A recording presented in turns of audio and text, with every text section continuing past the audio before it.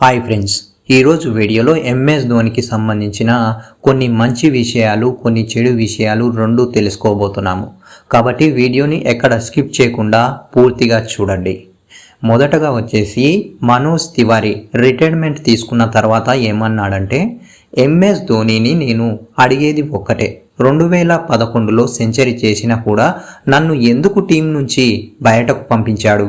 నాకు కూడా విరాట్ కోహ్లీ, రోహిత్ శర్మ లాగా బ్యాటింగ్ చేయడం వచ్చు, కానీ చాలామందికి టీమిండియాలో ఛాయిస్ దొరకడం చూశాను.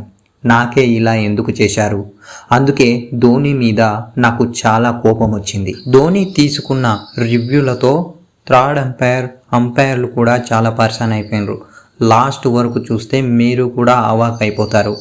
అందులో మొదటిది, ఇండియా వర్సెస్ ఐర్లాండ్ మ్యాచ్లో యువరాజ్ సింగ్ బౌలింగ్ వేస్తే అది బ్యాట్కు తగిలినట్టు అనిపిస్తుంది. అందరూ ఏమనుకుంటారంటే అది బ్యాట్కు తగిలిందని, కానీ ధోని అపీల్ చేస్తూనే ఉంటాడు.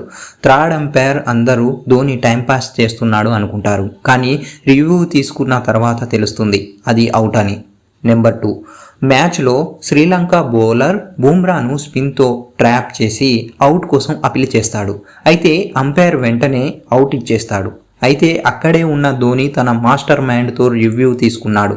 ఆ రివ్యూలో బుమ్రా నాట్అవుట్ అని తెలుస్తుంది. అప్పుడు ఎంఎస్ ధోని అంపైర్ దగ్గరికి వెళ్ళి ఇలా అన్నాడు, బ్యాటింగ్ చేస్తున్నప్పుడు బంతి యువి బ్యాట్కు తగిలి వికెట్ వద్ద ఉన్న జోస్ బట్లర్ చేతిలోకి వెళ్ళిపోతుంది.